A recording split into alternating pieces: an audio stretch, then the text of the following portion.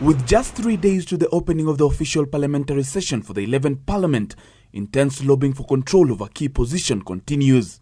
The CORD coalition is heading for a retreat in Naivasha over the weekend to reach consensus on who will occupy the position of Leader of Minority and Chief Whip, as well as membership to the various parliamentary committees. The fact that we have not made public who is the Leader of Minority, who is the Chief Whip of CORD, or who is supposed to lead what in CORD does not mean we have not been discussing the same. There's a lot of discussion going around who is supposed to be the minority leader of CORD, and I'm sure by Monday that will be settled.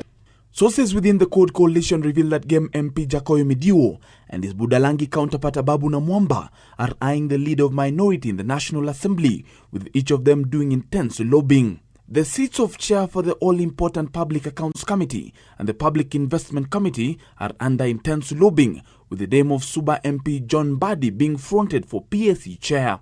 Members have been asked to express their interest to their individual parties because, as you will recall, the membership of committees is going to be based on political parties, not coalition.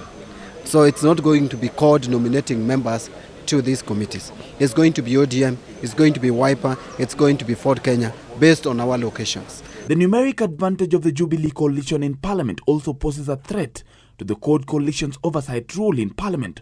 So what strategy are they planning to employ to ensure checks and balances? For us, we are looking at these committees to be the most critical tools we have in Parliament to ensure that there is proper oversight of government.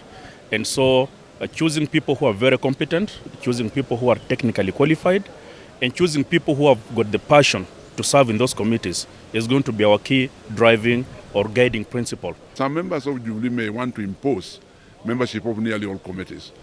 As I speak now, it has been generally agreed between Jubilee and CORD that the two watchdog committees of Parliament, Public Accounts and Public Investment, will be chaired by CORD, so that Jubilee does not become a watchdog of their own. A section of CORD MPs have brushed off claims that the CORD retreat in Naivasha on Saturday is to hatch a plot on how to have former Vice President Kalonzo Musyoka move back to Parliament. Earlier, there were reports that CORD is seeking ways to sneak in two principals, Raila and Musyoka, back to the National Assembly or the Senate. Suggestions had been made that some MPs or senators may be asked to resign so as Kalonzo and Raila can make their way back to the House in a by-election. Senators James Orengo and Johnston Muthama had earlier indicated that they were ready to step down for the two principals if prevailed upon to do so.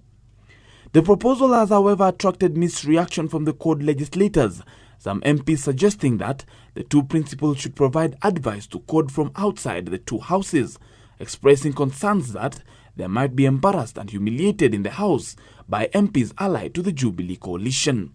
For JUSWAT 7, I'm Shem Oluchiri.